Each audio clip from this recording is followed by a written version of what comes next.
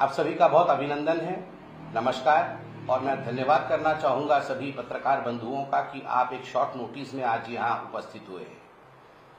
आज का जो प्रेस कॉन्फ्रेंस है वो कांग्रेस पार्टी और खास करके कांग्रेस पार्टी की कर्नाटक यूनिट की जो दोगली नीति है और जिस प्रकार की तुष्टीकरण की नीति है उस नीति को उजागर करने के लिए है।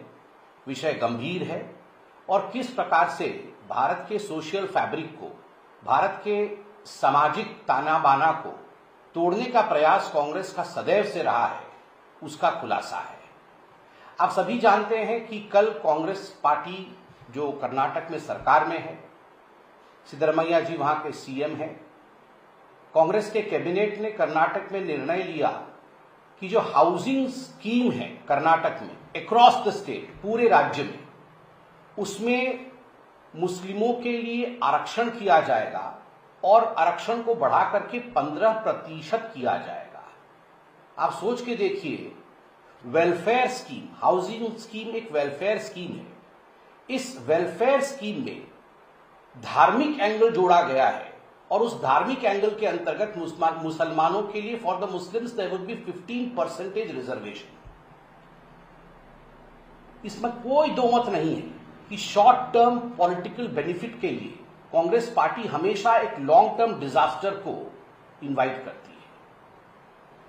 आपको जान के आश्चर्य होगा कि कल यह जो कैबिनेट का निर्णय हुआ है कर्नाटक में, उसमें कैबिनेट मिनिस्टर जमीर अहमद खान, उनकी यह प्रस्तावना थी कि मुसलमानों के लिए आरक्षण हाउसिंग स्कीम में, चाहे वो अर्बन हाउसिंग स्कीम हो चाहे वो रूरल हाउसिंग स्कीम हो, उसे बढ़ा करके 15% कर दिया जाए। और कैबिनेट ने उसे सिद्धरमैया जी के अगुवाई में उसमें हामी भरी है, उसे स्वीकार किया है। यह भी विदित है कि सुप्रीम कोर्ट ने स्पष्ट रूप से यह निर्णय दिया है कि there can be no reservation based on religion. धर्म के आधार पर, धार्मिक आधार पर किसी भी प्रकार का कोई रिजर्वेशन नहीं हो सकता है। दैट इज अनकॉन्स्टिट्यूशनल, यह गैर संवैधानिक है। मगर फिर भी जो लोग पॉकेट में संविधान को रखकर घूमते हैं, जो लोग बात बात पे एक प्रति निकालने की कोशिश करते हैं संविधान की, वास्तविक रूप में वो किस प्रकार से संविधान की धज्जियां उड़ा रहे हैं, उसका सर्वोच्च उदाहरण कल कर्नाटक के कैबिनेट में मुस्लिम आरक्षण हाउसिंग स्कीम में पास करके दिखाया गया है। जब सुप्रीम कोर्ट और संविधान, बाबा साहेब अंबेडकर का संविधान स्पष्ट रूप से कहता है कि किसी भी कीमत पर धर्म के आधार पर रिजर्वेशन नहीं दिया जा सकता है, तो राहुल गांधी जवाब दे कि आप कॉन्स्टिट्यूशन की बात करते हैं, आप संविधान की बात करते हैं, मगर आपके ही इस निर्णय ने संविधान की धज्जियां उड़ाई है। Constitution for the Congress party and particularly for the Gandhi family is secondary to religious appeasement. Gandhi परिवार के लिए और राहुल गांधी के लिए जो रिलीजियस अपीजमेंट है वो सर्वोपरि है और संविधान उसके परे ही आता है। तुष्टीकरण की यह राजनीति कोई पहली बार नहीं हो रही है। कर्नाटक में आपने देखा होगा, मार्च के महीने में 21 मार्च को एक अमेंडमेंट लाया गया था, Karnataka transparency in public procurement amendment bill 2025। और इस अमेंडमेंट के माध्यम से यह तय किया गया था कि स्टेट में जितने भी टेंडर होंगे, जितने भी 2 करोड़ से नीचे के टेंडर होंगे, उसमें 4% का आरक्षण मुसलमानों के लिए होगा। आप सोचिए, टेंडर होगा, ये जो स्टेट के काम होंगे, उसमें भी मुस्लिम आरक्षण मार्च के महीने में कांग्रेस पार्टी लेकर आई थी। तो कहीं ना कहीं इसमें कहना अतिशयोक्ति नहीं होगा कि एक तरह से कर्नाटक में वेलफेयर स्कीम्स को, जो जनता के लिए सुविधा की स्कीम होनी चाहिए, उन वेलफेयर स्कीम्स को तुष्टीकरण के मंडी में परिवर्तित कर दिया है। The welfare schemes have become the market place of appeasement for the Congress party. और ये केवल कर्नाटक की कहानी नहीं है।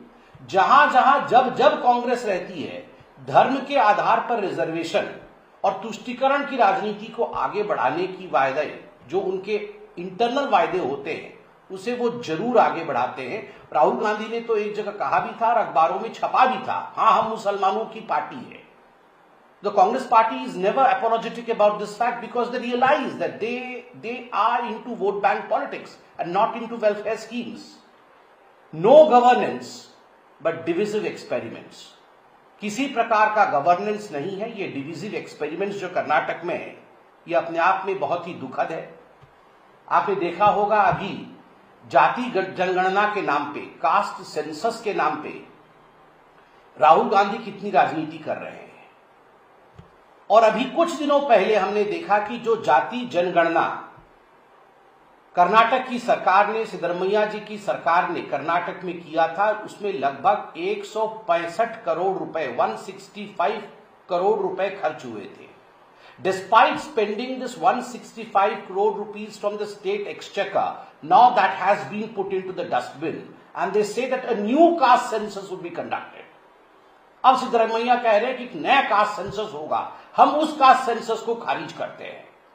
और जब सिद्धरमैया जी को और कांग्रेस पार्टी को कर्नाटक में घेरा गया तो सिद्धरमैया जी का वक्तव्य था कि ये मेरे या मेरे कैबिनेट का निर्णय नहीं है, ये कांग्रेस के हाईकमान का निर्णय है। ये हाईकमान का निर्णय है कि पुराने कास्ट सेंसस को हम पीछे रखेंगे और एक नया कास्ट सेंसस करेंगे। क्यों? आप तो तेलंगाना और कर्नाटक में डुगडुगी पीट रहे थे कि हम इस प्रकार का कास्ट सेंसस करेंगे कि दुनिया भौचक्की रह जाएगी, भारतवर्ष में हम उदाहरण एस्टैब्लिश करेंगे। ये 165 करोड़ रुपए खर्च करने के पश्चात आपके कास्ट सेंसस में ऐसी क्या त्रुटियां थी या ऐसा क्या खामी उसमें निकला कि आपको उसे रद्द करना पड़ा, आप उसे सार्वजनिक नहीं कर पा रहे हैं और दोबारा कास्ट सेंसस कर रहे हैं। इसके पीछे भी तुष्टीकरण की कहानी है। ये जो हाउसिंग स्कीम, ये जो आपके टेंडर में रिजर्वेशन और अब ये जाति जनगणना में भी, ये हर जगह द बैकबोन इज अपीजमेंट, हर जगह तुष्टीकरण है। तभी आज कास्ट सेंसस कर्नाटक सरकार रिलीज नहीं कर पा रही है और खुद कर्नाटक सरकार के जो अंदर के लोग हैं वो इसके खिलाफ आवाज उठा रहे हैं। ये जो यू टर्न हुआ है, लीक्स रिपोर्ट भी है, जो रिपोर्ट हुई थी उनकी लीक्ड वर्जन्स भी हमारे पास है। उसमें क्या हुआ है, बड़ी दिलचस्प बात है। 2015 में जो सेंसस हुआ था उसमें मुसलमानों की संख्या कर्नाटक में 12.6% के लगभग था। उसके बाद जो नया सेंसस हुआ है उस नए सेंसस में इस संख्या में बहुत बड़े इजाफा को देखा गया है। 12.6% से बढ़कर के वो लगभग 18.08% हुआ है। आप सोच के देखिए इतना बड़ा जंप कैसे हो सकता है। तो 12.6% से 18.08% ये लीक रिपोर्ट बताती है ये मुसलमानों का जो जनगणना हुआ है उसमें ये कास्ट सेंसस में आ रहा है। और जितने भी मुसलमान के जाति हैं उनको सिद्धरमैया जी की सरकार ने रिजर्वेशन के अंतर्गत श्रेणी 2B में दाखिल किया है, 2B। And after putting them all in 2B, OBC 2B, recommendation था कि ओबीसी 2B का आरक्षण 4% से बढ़ा करके 8% कर दिया जाए ताकि सारे मुसलमान उसमें एकोमोडेट हो जाए। और आश्चर्य देखिए, कई ओबीसी जो वाकई ओबीसी हैं उनको निकाल दिया गया था, इसमें से ओबीसी कोटे में से निकाल दिया गया था, मुस्लिमों को उसमें ऐड किया गया और उसे बढ़ाने की कवायद चल रही थी। और ईडब्ल्यूएस का कोटा वही 10% पे फिक्स है। तो ये जो पूरी प्रक्रिया चल रही है, चाहे वो हाउसिंग स्कीम की हो, चाहे वो ये आपके टेंडर में रिजर्वेशन का विषय हो, चाहे 2B में लाके मुसलमानों को आरक्षण देने का विषय हो, अगर हक किसी का मारा जा रहा है तो वो हक SC, ST और OBC का मारा जा रहा है। The SC, ST and OBC of Karnataka in fact have been kept bereft of their rights, and on their rights stands the politics of vote bank and appeasement. And that's the reason as to why every SC, ST and OBC of Karnataka should realize, उनको ये जानने की आवश्यकता है कि आखिर उनके साथ कर्नाटक की कांग्रेस सरकार किस प्रकार का अन्याय कर रही है। लीक रिपोर्ट के हिसाब से जो कास्ट सेंसस किया था वो कलिंगा समाज और लिंगायत समाज, ये कर्नाटक के बहुत बड़े समाज है। इनका एक बहुत बड़ा कंट्रीब्यूशन रहता है कर्नाटक में। डेवलपमेंट के लिए और सामाजिक न्याय के लिए। और आप देखिए, शायद इन्हीं कारणों से जाति जनगणना को कर्नाटक की सरकार ने अब पीछे हटा दिया है, क्योंकि जो लीक्ड रिपोर्ट से उसमें दिखाया गया है कि वीरशैव लिंगायत जो पहले की रिपोर्ट में लगभग 18 से 22% थे, इस बार के रिपोर्ट में घट करके 11% हो गए। 9 पूर्व चीफ मिनिस्टर रहे हैं लिंगायत समाज के। 9 former chief ministers belong to the Lingayat community. That is the importance of this community.